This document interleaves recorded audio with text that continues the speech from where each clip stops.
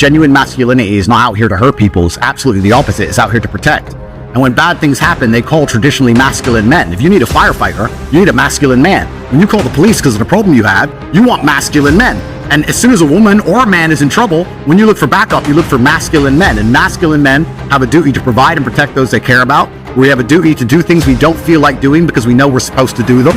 And that's why we stayed in the Titanic and died.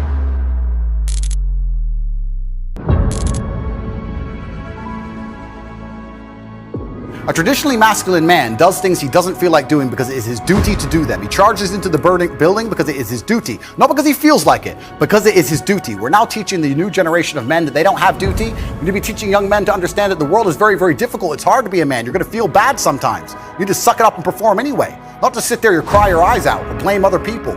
Men, you need to understand that you are the backbone of the slave force. You always have been. You're the men who are going to die in a war. You're the men who are going to build the roads, dig the trenches. Nobody gives a how you feel about it. You're the backbone of the slave force, and they don't give a shit about you doing anything other than using your time and using your energy and using your life force to advance their civilizations. But the second you have a point of view, you're not allowed to stand up and say it. No, shut up, go dig the trench again, then go home to your wife and your kids who don't care about you.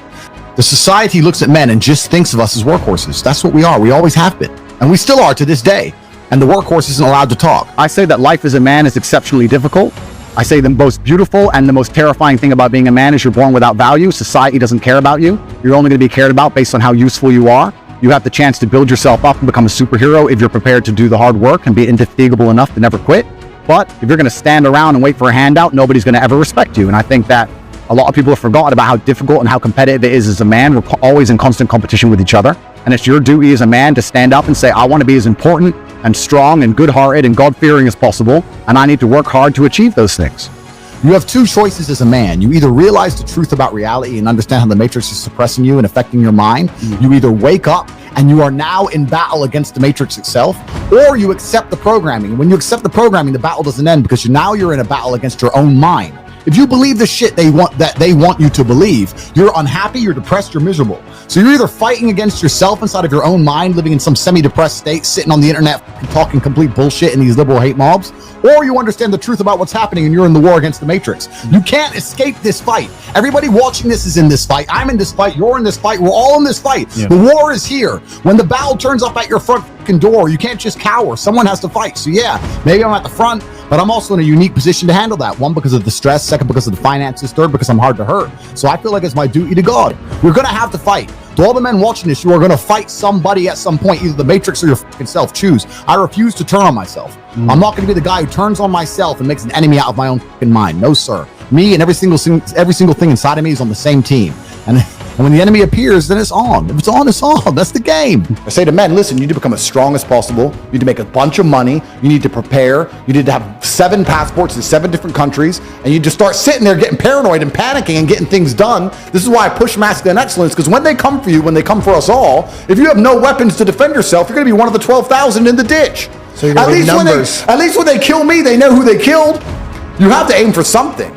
I don't think any man who wakes up and accepts the garbage that the Matrix tells them, that yeah, it's okay to be depressed, like we just talked about, yeah, you should be running around doing perkies and Adderall and consuming porn and sleeping with a bunch of hoes, and yeah, go to school and get an education and get in debt, and then go get a mortgage and get in debt, and then 9 to 5 and just slave away, and you'll be retired when you're 74, it's going to be fine. All the things they push, all the standardized mechanisms that a man's supposed to live his life by, I believe lead to crippling depression and sadness anyway. I don't think that makes anyone happy.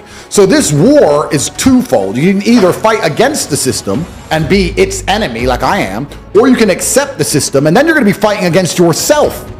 If you're the kind of person who searches for happiness, whether male or female, in my experience, people who search for happiness end up doing hedonistic, temporary, stupid things.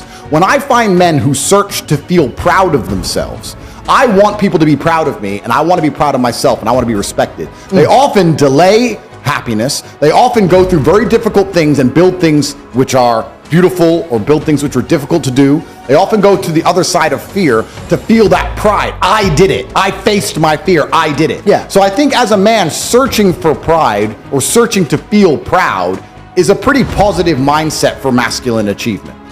If you choose pride over happiness, you're going to make decisions that you're proud of and that people around you are proud of, and it's going to be better for yourself and better for society and better for everyone who loves you, everyone you care about. Completely. I think the best thing a man can do is wake up and say, what can I do that's going to make me proud of myself and other people are proud of? But I just say, if you were to take a man and say, how would you make your parents, your girlfriend, and yourself proud of you? And then I have to sit here and analyze myself. Is pride the driving vehicle for me? Like, why do I even do what I do?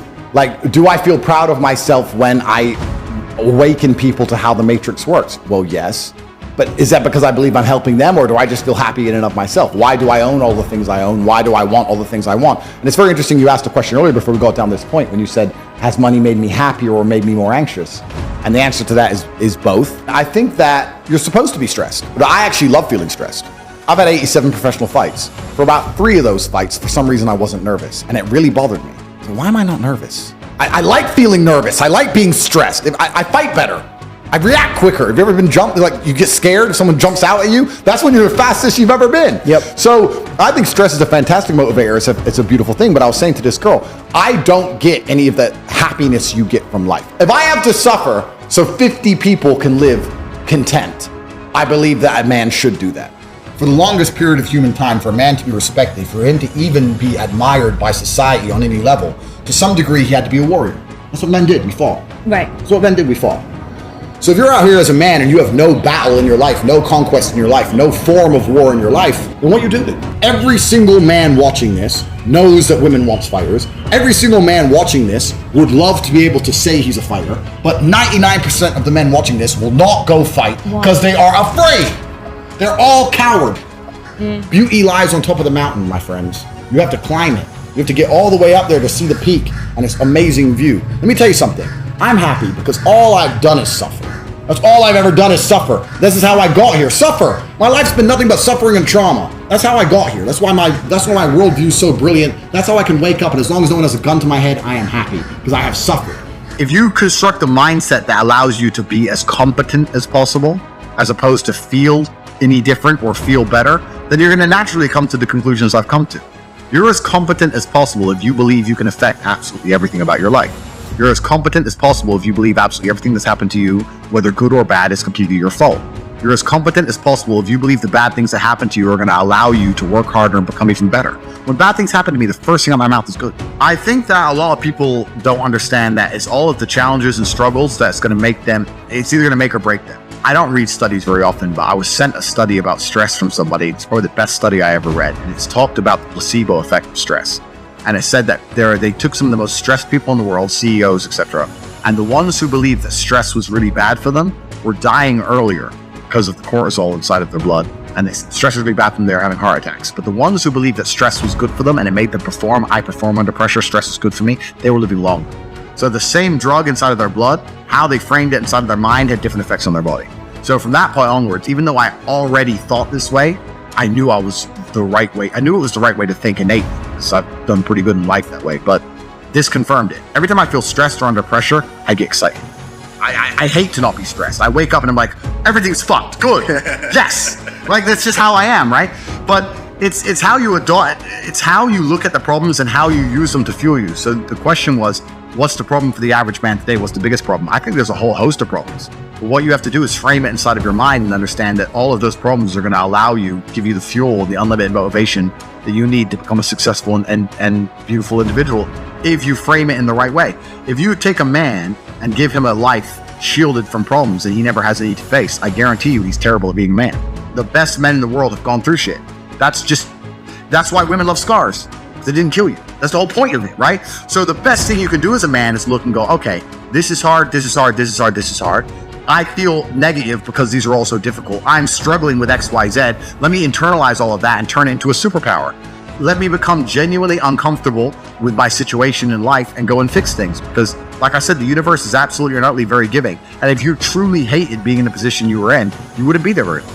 So I think that the number one problem with the world today, and the biggest problem that men face, isn't the problems themselves. It's just the way that they've been taught to mentally frame issues. People think when bad things happen to them that somehow they're a victim to the universe and bad things only happen to me and this is so terrible. They don't understand that bad things happen to everybody, and the most successful person you know had all those maybe even worse. At least the same bad things happened to them. They just framed it differently and used it. That's the difference. So I don't pray for an easy life.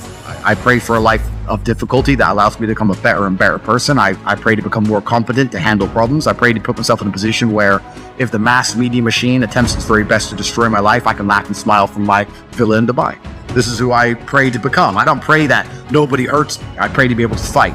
So it's just a different mentality. I talk often about the importance of trauma as a man. I think that if you were to find the most interesting or most capable men on the planet, they've had the most trauma-filled lives. I just think that trauma is what teaches you. We talked earlier about how you have to have lessons taught to you the hardest way. If you were to call a Navy SEAL and ask him to protect you going into a building full of assailants, you'd like to think that guy's been through some stuff. You'd like to see some scars, right? Lessons and trauma, and the more you go through, the better of a man you are. And if you were to find the best men on the planet, I guarantee they've been through a bunch of terrible things.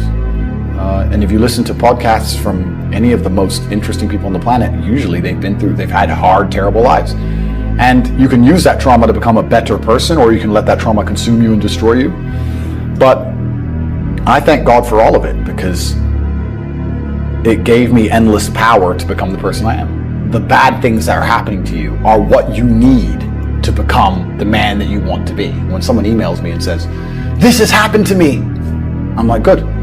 No, what do you mean good? It's terrible. How else are you going to become important? How else are you going to find endless fire to get up and struggle in the face of the competition that's out here in the world? How else are you're going to do all that with a nice, cushy life? If any man's honest with himself, think about the biggest transformative stages in your life. Think about the times you got the most work done. It was a bad part of your life. If you have a duty to your bloodline and a duty to your ancestors, and you truly love your parents, how can you still be saying home playing video games being a lazy piece of shit?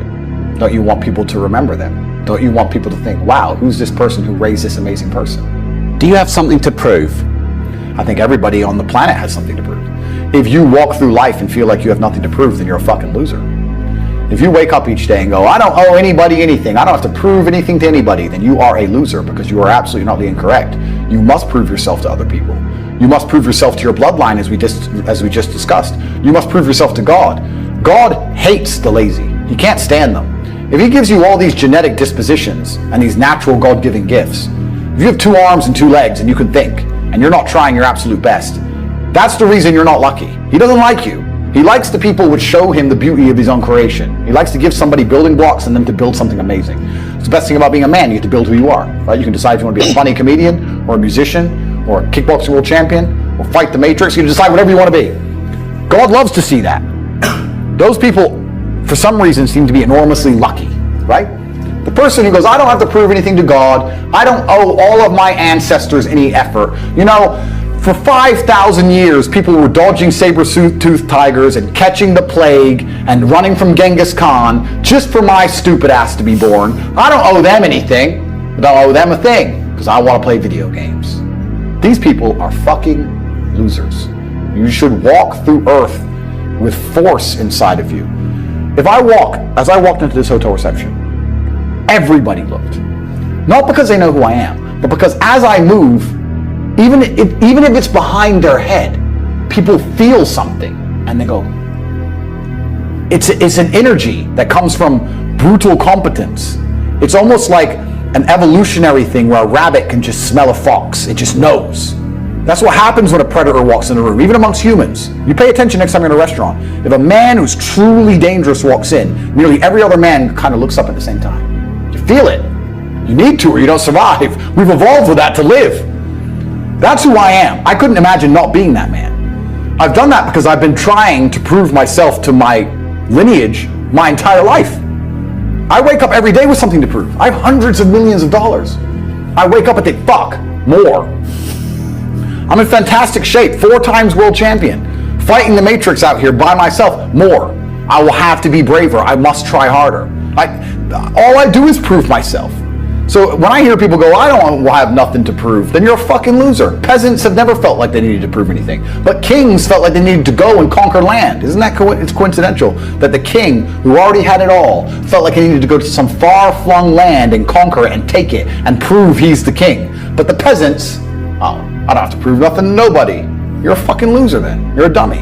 I absolutely and utterly, completely have everything to prove to everybody all of the time. That's who I am. I will prove anything to anybody. If I sit and say X, I will prove it to anyone. I can be checked at any time. If someone were to come up to me in that lobby and argue with my ideas, I would have proved that my ideas are sound. If they would have attacked me, I would have destroyed them completely and absolutely. That's who I am. So yes, I have a lot to prove, my friend. I think the universe is absolutely and utterly giving. I've never seen anybody dedicate themselves to something completely and fail. I've never seen somebody eat right, go to the gym every day, train really hard, and not be in good shape. I've literally never seen it. The universe is extremely giving. If you actually try, and you actually want it, and you're actually not making excuses, lying, talking shit, you're gonna get what you want. So when I see people who don't have what they want, I consider them losers. And this may be elitist, I understand that. But if I put myself through endless pain to end up where I am, it's very hard for me to have sympathy on the man who's afraid of pain. You're avoiding pain. I've been through endless. I now have everything I've ever desired. You have none of the things you desire. Am I supposed to feel sorry for you? Because you took the easy way out? Am I supposed to look at you and go, oh, poor dude? No. You were a fucking coward. You didn't go through the shit I went through. You didn't put it on the line. So you deserve your substandard reality. That's what you deserve. You're a fucking loser. Because if you actually wanted it, and you actually tried, you'd have it. You could have anything you want. Universe is super giving.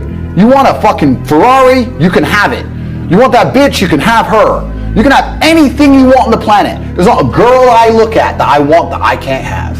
Not one. That's my reality. There's not a car I can't have. There's not a house I can't buy. If I want to go to a yacht, if I want to go to Antarctica, there's nothing I can't have. Bam. Because I've decided to become this man. It's the same for absolutely every single one of you at home. If you want it, you can have it. If you're sitting there saying, oh, but I tried my best and I still didn't get it, you're lying. You didn't try your best. That is a fucking lie. The universe gives it to everybody who genuinely tries. And I know that to be a fact because this world's competitive. We're all competing against each other. And the majority of people don't try. Like I've achieved this amazing life and I've tried very, very hard. But it could have been harder. I mean, was it that hard? About 86% hard. It wasn't 100% hard. Why? Because the competition's zero. Everyone is a fucking loser. It's amazing to me. Everyone's a loser. I can say to somebody, listen, I'll make you a millionaire. Do this. Oh yeah, but the kids are home from school now. That's it. They're done. And then they'll sit and go, oh, I really wish I had some money. You are a loser. I will sit here on this podcast. People will listen to me for hours. And I will say, listen, I have hundreds of millions of dollars and I will teach you how to make money. CobraTate.com, I have a school, university designed specifically to teach you how to make money. I clearly know how to make money. You clearly like what I say. You obviously believe I'm intelligent and integral and I won't lie to you. And still, a whole bunch of people will sit there and go, yeah, anyway, next video. And then they'll say, can't afford a Ferrari, and wonder why. Like they'll be confused in their minds how they didn't end up getting what they want. Because you're a fucking loser. That's why. And the majority of people are losers. And this goes back to why, when we were saying earlier, how I know the elites view us. Because I'm from a council estate in Luton, a single parent household. And I've only been rich 10 years or so. And I despise losers. So imagine you're a billionaire born into a family, a lineage which has controlled Earth for hundreds of years. Imagine how much they despise us. You think they give a fuck about putting a bullet in me? You think they're gonna have any sleep at night missed? You think they give a solitary fuck about you missing your fucking parents' funeral because of the common cold? They don't give a solitary shit. Why would they? Because I already know how I feel when I listen to losers complain. Because this is what happens at a certain level of competence and power. You just get to a point where you're like, I'm tired of hearing your fucking excuses. That's bullshit. And you become, to a degree, yeah, cold and psychopathic. It's true. That's what happens. And I get it all the time. I get thousands of emails a day. Everyone I grew up with, people I know, I get it all the time. They'll message me, hey man, just unlucky. You are not unlucky, you are a lazy fucking loser. You are not unlucky. You are breathing. You're lucky. The unlucky ones are gone. You're alive and you are a lazy loser. So a loser is anybody who does not have everything they want at the drop of a hat. That's who I call a loser, because I have absolutely everything I could ever possibly desire. And if I wanted something that I couldn't have, I guarantee you we could speak again in a few months and I'd fucking have it. I guarantee you. Because if I want something and I can't have it, I can't sleep. When I was broke, I couldn't sleep. I don't know how there's broke people out here sleeping just fine at night. Going, inflation's 20%, gas prices are 6 times, everything on the news is a lie, I never stand a chance of ever getting rich, where's my pillow? Like, what the fuck is wrong with you people? I go to bed at night as a teenager and think, I looked it up on the internet. It was a Honda Civic Type R. I wanted one. It was like 38,000 pounds. I had no money. I had less than 50 pounds on my bank account. Couldn't afford it. Then I looked up how much a Ferrari cost. 210,000 pounds. And I said to Tristan, my brother, I was like, there are people with 210,000 pounds for a car. And he's like, yes, so? I'm like, no, not so. How? If I worked my job for 6 years and saved every penny, if I walked to work and didn't eat, I couldn't buy this car. How are people doing this? I couldn't sleep at night when I was broke. I knew that everything was a lie. I knew the Matrix was lying to me. I knew I had to find a way out. I was sitting there going, I refuse to live my human years and be some second-class citizen peasant when there's people out here who get to do whatever the fuck they want. I couldn't tolerate it, and I was so uncomfortable that it gave me the motivation I needed to escape. But the people who go, oh yeah, nice Ferrari, yeah. Back to the TV. Dummies, losers. And the thing about the world is, we need losers. I'm not mad at losers. If that's the reality you've chosen to live, you get one spin in this version of life, and you decide you want to be a loser, that's fantastic, because my cars need cleaning, my hotel room needs cleaning. I have a party with all these beautiful women that's a bit of a mess. Please, go pick it up. Somebody needs to do that shit. I ain't gonna fucking do it. If I had to walk into a hotel room and clean up after some other man's party, I guarantee you I'd do whatever it fucking took to become rich so I didn't have to do that shit anymore. But you wanna do that for 20 years? Thanks, friend. Someone's gotta flip the fucking burgers. Someone has to make the fries. I want a Happy Meal now and again. But I don't feel sorry for you people, because you fucking deserve it, because it's the decision you made. You made that decision. If you're sitting at home and you say, I don't want to be a loser, you know what to do. I told you how to escape the Matrix. Tate.com. You can join. I'll teach you. But if you're going to sit there and go, nah, maybe this guy with hundreds of millions of dollars is trying to scam me out of 25 pounds. All right, smart ass. Have fun at McDonald's. Get fucked. I have no sympathy for these people. Zero. There are 3 keys, I believe, to making money. The word of the day. First one's perspicacity. Most people go through life and they do not pay attention. I've said this before and I want to stick by it because it's so important. You need to pay attention to every single time you spend money, because you cannot make money.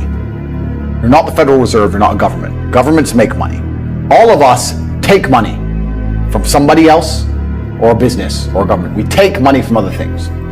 So the easiest way to learn how to get good at taking money is to pay attention to every time someone takes money from you.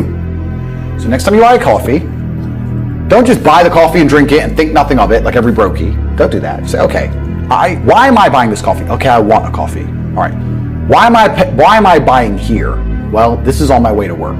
Is there any competition around? Do I also want breakfast? Do they sell breakfast? No, they don't sell breakfast. They could probably make some more money if they're selling breakfast.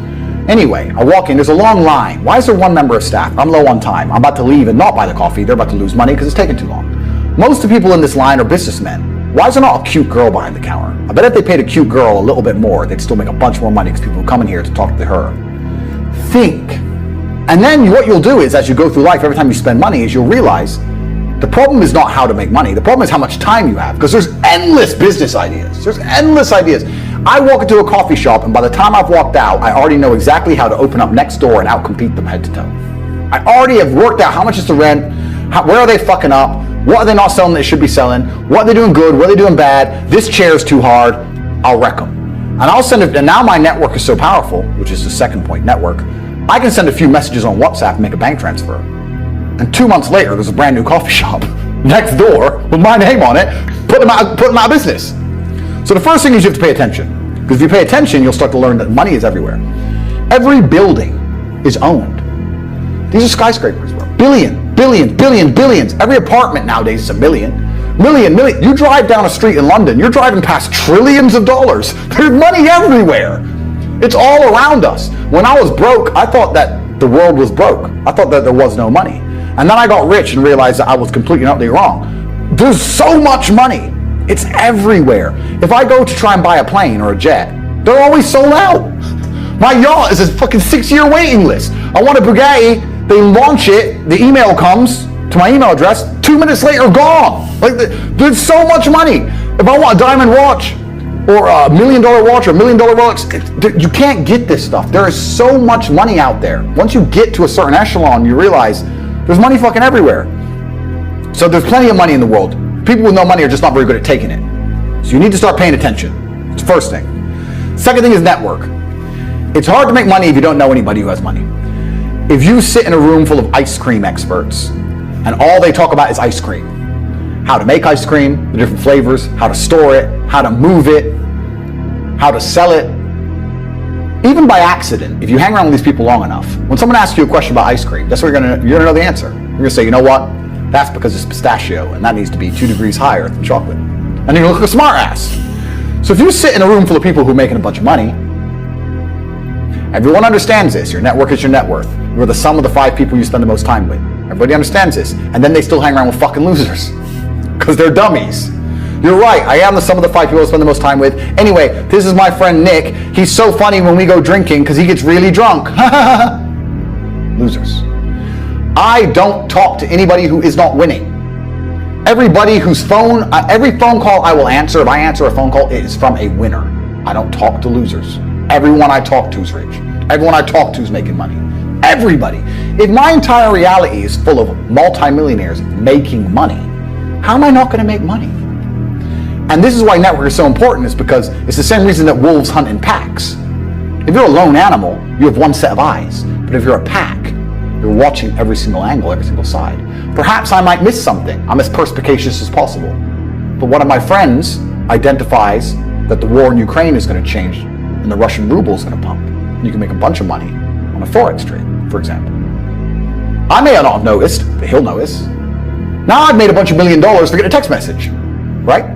Because I have friends who are paying attention. All of us are paying attention. So your network is super important. That's another thing. We'll go into this because I have something called the War Room, which is also on corporatate.com. I'll let people read for themselves. But that's my private network. And we specifically talk about money and a few other things. But that's is that like more like a mastermind? It's the real world's how to make money, and the War Room's what to do with money, if that makes sense. Yeah. It's all on corporatate.com. I don't want to get off track, but it's there. But second is network. And third, it's to identify the reason why you don't have as much money as you want so far. And there's one of 3 reasons. You are either lazy, stupid, or arrogant. Those are the only 3 reasons anyone is poor. And you have to identify and choose which one it is. The majority of people are not the one they think they are. The majority of people are the one I'm about to say at the end. So let's start with lazy. There are a lot of lazy people. The unfortunate reality about money is that you are competing. So it's player versus player. It's like anything in the world. If you want that beautiful girl, so does everyone else. You have to win the competition. You want that car, you have to get it first. You want that money, everyone wants that money. You have to compete. It's competitive. Business is competitive. You are competing against people like me. You're competing against people like the people in my network. You're competing about people who only talk about money, who understand money very well, who operate in jurisdictions all around the planet, who are extremely well connected, who know things before you know them, who have mass influence and mass power and mass resource. You're competing against me. This is what you must understand. You're not waking up going, I want to make some money. You're competing against people like me. You're competing against billionaires. You're competing against hedge funds. How did these hedge funds keep growing? Where are they getting that money from? From the brokies. They're robbing you. They're robbing all the poor people from the pension fund, dummy. That's where they get it from. This is who you're competing against. So the competition is absolutely and utterly fierce. Understanding that you're a man with a small pistol up against a mighty army. If you want to add a little bit of laziness on top, you're fucked. So when I say people are lazy, they go, I'm not lazy, I work hard every day. You work 8 hours a day? You work eight? The fuck? If I'm awake, I'm working. I'll be driving my Bugatti Chiron through Dubai, working. I'm texting at the same fucking time. I don't take a second off. I don't take a minute off. I don't relax. I don't rest. I don't stop. I don't chill. None. Ever. I'm either asleep or at work. That's it. Second I wake up, I check my phone, I begin working. I go to the gym in between sets, I am working. I'm online working the entire fucking day until the second I go to sleep, I am at work. That is all I do. And you are at home competing against me, and you want to watch a movie tonight and then say you're not lazy. You're fucking lazy, and you're gonna lose forever. That's laziness. Next is stupid. I don't think many people are actually too stupid to be rich. You can be below average IQ and still get very rich. A very small percentage of people are too dumb to be rich. The slave minds, they'll never be rich because the matrix tries to keep you poor, because when you're poor, you can't think, like we talked about earlier. So everything the media tells you is designed to make you poor. They want you broke and struggling, because if you rely on the government for food stamps, you can't argue with the government, can you? So that's what they want. So anyone who believes in the matrix and believes in media and believes in the lies they're told, anyone who sits there and goes, that's true, it's literally designed to make you broke. That's why it's all a scam. Do your GCSEs, do your A-levels, get in debt, go to uni, get out, get a shit job, get a mortgage. Don't worry, when you've paid that mortgage off when you're 61, then you'll have enough money to go to Spain for holiday. Then your pension comes. Oh, government doesn't have the pension money anymore. Funny enough, hedge fund stole it. Pay half your money in your life in tax. Oopsie-doops. And then you wake up one day and go, whoa, I just got fucked. So the whole scam, the whole story is a lie because they want you broke. They don't want you rich. If you're rich, you won't listen to them. So all of it's a fucking lie. And intrinsically, we all know this, right? When I pull up in one of my 30 cars to a gas station and people look at me, and they see a Lambo or a Ferrari or a Bugatti or a Koenigsegg, whatever I'm driving, nobody goes, wow, he went to school. No, they think drug dealer, gangster. They're thinking he broke the rules, because anyone who follows the rules doesn't get shit. It's all a scam. It's all a fucking lie. So the slave minds are fucked, but those are the only ones who are too stupid to make money. Anybody who understands that the matrix is lying to them is smart enough. So very small percent are too stupid. Inside of our school, at the height of it, before the Matrix attack, we're relaunching now, we had 175,000 students. Wow. When we had 175,000 students, maybe 2,000 we kicked out for being too stupid. It's step by step. Do this, do that, do this, and don't be lazy. The fuck? It's not that hard, right? So stupid's not the problem. So we have people who are lazy, very few are stupid, but the majority, the main reason most people are broke is because they are arrogant. I will sit here and say all the things I've said. I will do this, take time out of my life for free. Somebody at home will watch and digest it for free. They will agree with the things that are being said, or at least be entertained enough to continue to watch. And then I'll say, I'll teach you how to make money online. CobraTate.com, you can join the real world. And they'll sit there and go, nah, I'll do it myself. They're arrogant. They have these egos from fuck knows where because they didn't earn it. And they're just too arrogant to listen to anybody. I became world champion by listening to my coach. I didn't become world champion by walking in and saying, I'll do it myself. That's not how you get anywhere in life. You have to listen. If Mike Tyson were to walk in, or if Elon Musk were to walk in here and talk to me about money, I wouldn't be sitting there going, I can do that. I'd be like, oh, Mr. Elon, richest man in the world. Hello, very nice to meet you. Please, even though I already understand I don't want to launch a car brand or put rockets in space, please, you must know some things I don't know. How do you deal with the currency fluctuations? Does inflation impact how much it costs for you to send a rocket into space? Like, I'd ask him something that's useful, right? But some people are so brutally arrogant that they'll sit here and they'll listen to all the things I said, and they'll agree that I'm intelligent, they'll agree I'm massively successful, but they'll sit there and go, yeah, but you know what? I'll do it myself. I don't want to join that school because, I'll do it myself. They're arrogant. Everybody's fucking arrogant. I sit with people who I used to go to school with from Luton who are still broke and tell them how to make money. And you know what they do? They answer back. Yeah, but it's not that simple because, the wife gets the kid, and you know what, and I don't like to do things that way. The way I like to work, the way you like to work is why you're fucking broke. What the fuck are you talking about? You just sat here and wasted 10 minutes of my time. I told you how to take your business, or painting and decorating, or whatever the fuck you're doing, and make a serious amount of money, and now you're telling me the way you like to work? Then stay fucking broke. The fuck you want me to do? What level of arrogance? But this is people.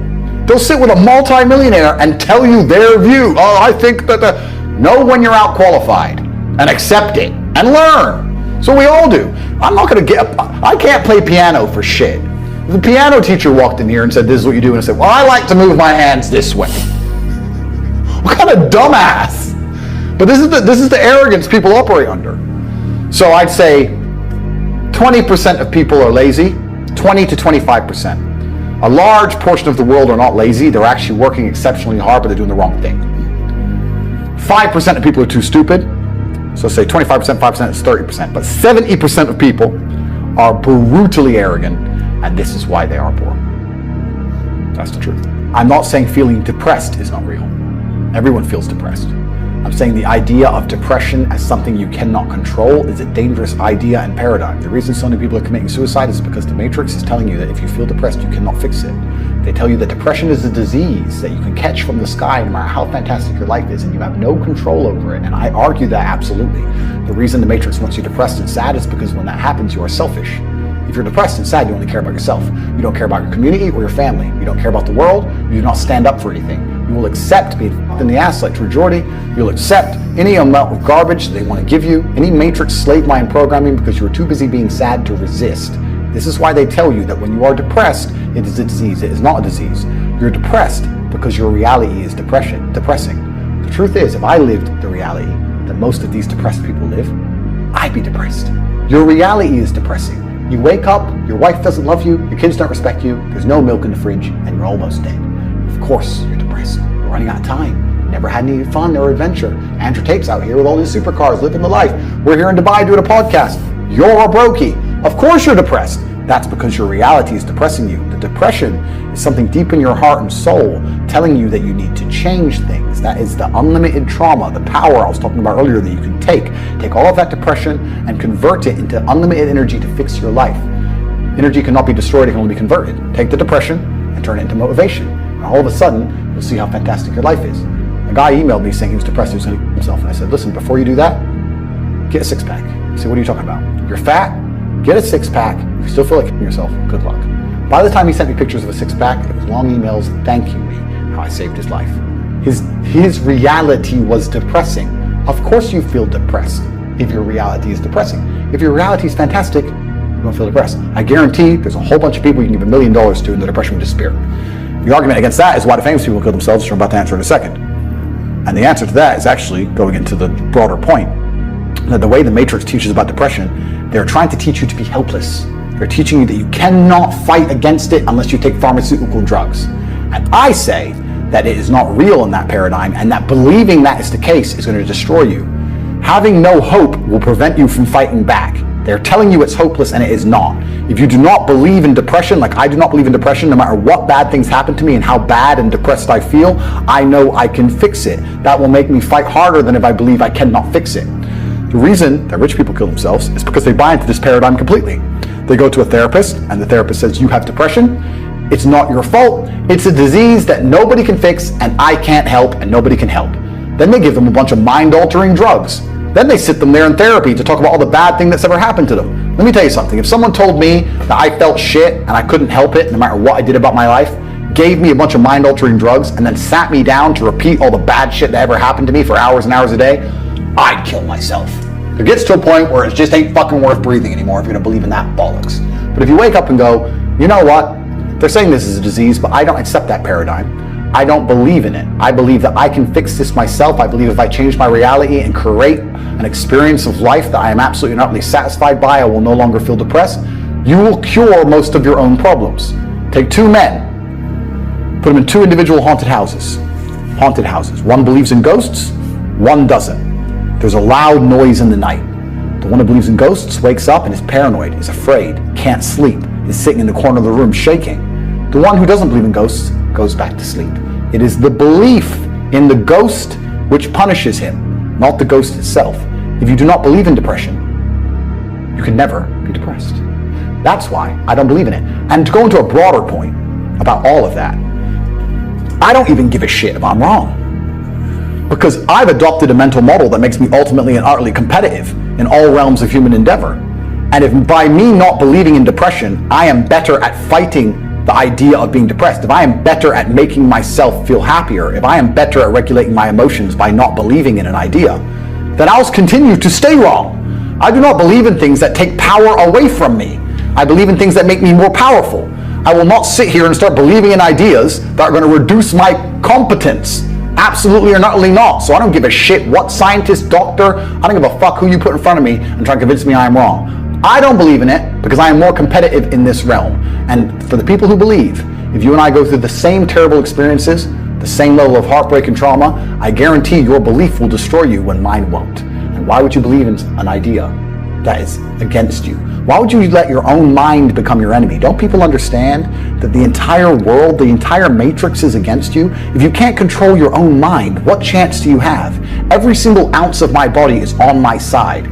My mind is my ally, all the way down to my feet, my fingers. Every single part of me is absolutely and utterly on the same team. We are a united front against the enemies of freedom. How can I have my own mind betray me and tell me that I can't do something?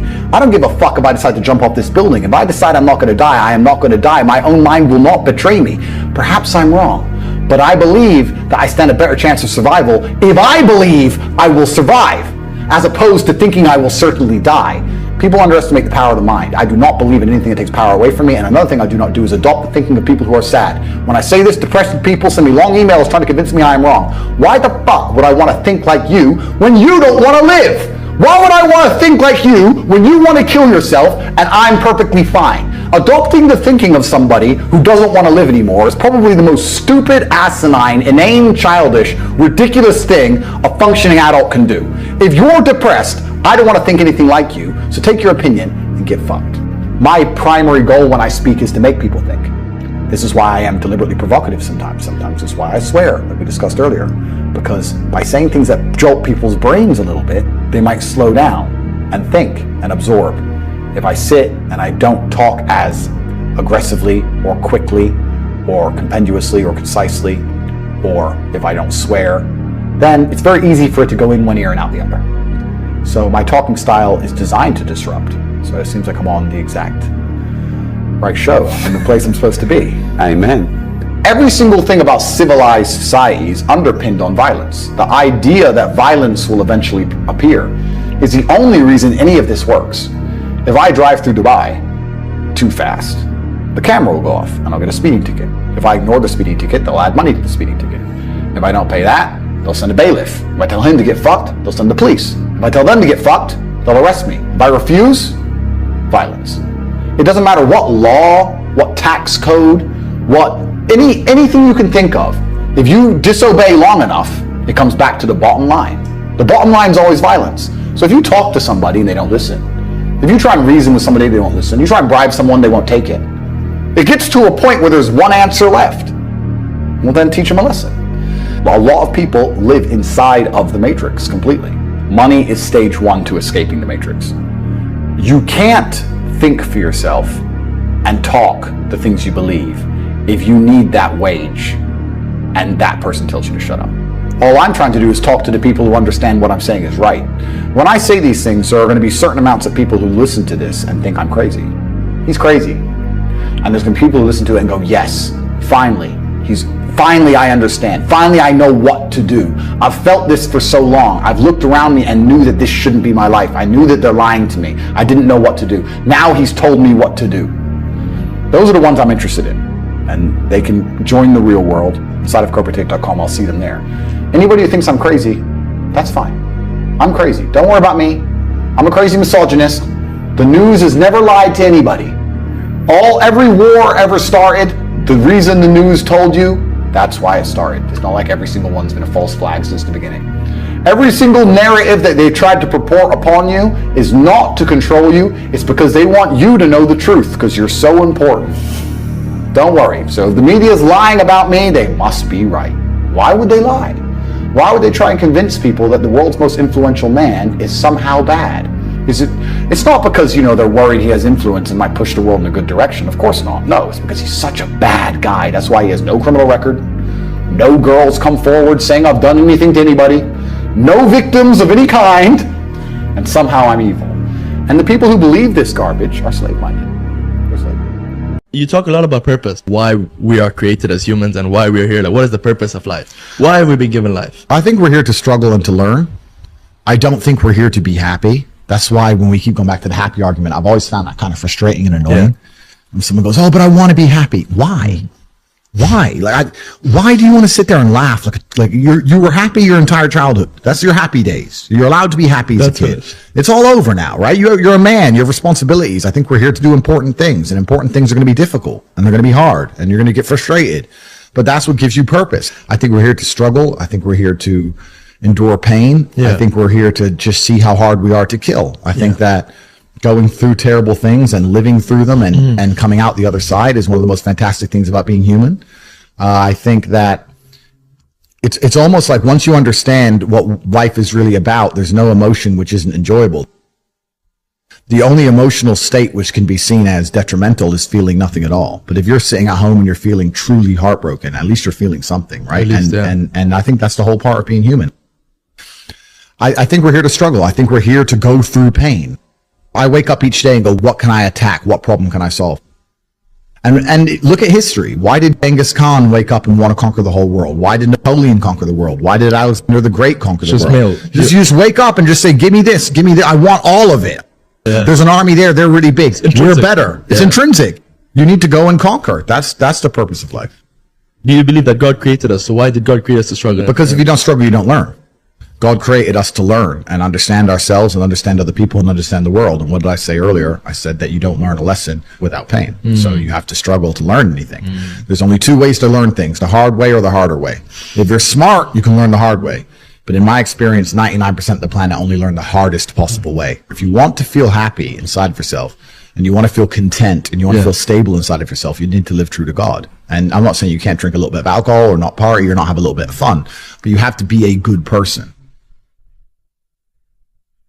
I don't believe in the societal paradigms in which they have tried to construct this idea of happiness. I don't believe or subscribe to the way that happy and sad is currently understood by the masses of the population. I think if you are anything less than absolutely distraught, you are happy. You're a version of happy.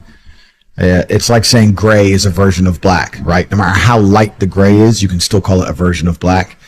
And unless you've gone through an event, which hopefully doesn't happen too often, like the passing of a family member or something that's truly destructive and detrimental to your mindset, besides these events, which hopefully only happen a few times in your life, you should be happy. If you're not crying or paralyzed in silence due to the absolute magnitude of a detrimental circumstance or the absolute magnitude of a negative event, then you are a version of happy. So I am always happy is the short answer. I don't believe in not being happy. I don't believe in not saying to myself I'm happy. I'm always a version of happy.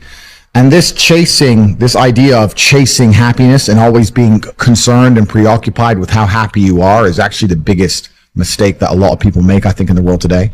Especially men who wake up and go, oh, I don't really feel happy, so I need to get happier. And that's how they end up down a hedonistic path of drugs or alcohol or gambling, chasing pleasure. I don't care how I feel. I don't care if I feel happy or sad. It doesn't really affect what I do each day. I do the exact same things. I act the exact same way. I don't care. I don't put weight to the significance of the emotion. So I always consider myself a happy person, but if I woke up and I was slightly less happy one day than another, it wouldn't affect anything I do and I wouldn't put any relevance to it. I'm human and that's life. So yeah, am I any happier now that I have hundreds of millions of dollars than before I was broke? Not really, but I was never unhappy. I'm the same state that I was then, that I am now. I have work to do and I will do it. It's as simple as that. Well, also, there's no light without dark, and there's no joy without pain. You can't have a rainbow without a little rain. No matter how hard you chase pleasure and happiness, there's going to be dips and troughs in between. There's going to be come downs and downtrends, and you're going to have the juxtaposition between that time you were laughing your head off and acting giddish like a child, and the time that you feel depressed as such. And I think it's much better to just adopt a very disciplined, stoic mindset. I'm always the same base level of happy regardless. If I lost all of my money today, I would be the same happy. If my net worth quadrupled, I'd be the same happiness. But as long as I'm alive and the people I care about and love are alive, and as long as God gives me the honor of doing my duties and providing for the people I care about, as long as I get to wake up and know that there's a whole bunch of people in the world who need me and I get to work hard to please them and do good for society and good for the world, then I'm a vessel of God and I'm happy enough to survive. That's all I look at it as. I don't ever consider how do I feel. That doesn't cross my mind. I have things to do. I'm too busy. I have things to do every single day. I have very important things to do, and how I feel really is not going to affect how I complete those tasks. Anybody can be steady when there is no storm. The true skill set of a leader is to be steady in the storm, not hysterical, not anxious, but steady in the storm. You are closer to there than you have ever been before. But God is not big on details. He tells you, we're going to the other side. He does not tell you what's going to happen on the way. There are things that scare the living daylights out of you on the way. It's not the takeoff that you have to be concerned about, because most things take off good. Most business ventures take off good. Most little babies start out good. The takeoff is always great. It's the things that happen in the middle that challenge your ability to be steady. And there you are in a crisis, in a storm, and you're trying to get to the other side. Wherever there is, wherever God has predestined for me to go, I want you to notice that He determined the end from the beginning. He knew where He wanted you to go before He formed you in your mama's belly. He had predestined for you to go to a place. But in the process of getting there, storms arise. The one thing that we all have in common, black or white, rich or poor, short or tall, the one thing I can guarantee you that all of us will face, male or female, is a storm. There is nobody you're going to meet or fall in love with that will avoid the fact that storms are built into God's plan. You have to know that He equipped you with a fire extinguisher and an emergency exit and an automated system that even when you can't see Him, you can hear Him. And if you will follow His voice, you will get to the other side. The first thing we do when we get in the storm is to try to fix the storm. The storm is not yours to fix. You cannot fix the storm. And this drives you crazy, but it's particularly difficult for men because we are raised to fix stuff. And there are some women who feel that way too. You feel like you failed if you don't fix it. You lose self-esteem because you feel like it's your fault because you can't fix it. And I came to tell you, every storm that comes your way is not your job to fix. Storms don't always warn you that they're coming. Oh, once you get so high in the air, the pilot is going to pass out and you're going to almost lose your mind. Your husband is going to leave you for your girlfriend and your sister, your mama. Nobody, you don't get to pick. And how do you sit down and tell your boys you lost your girl to a girl? Oh, you think that's funny? Yeah, you think that's funny, but that's happening. You don't get to pick the storm you face.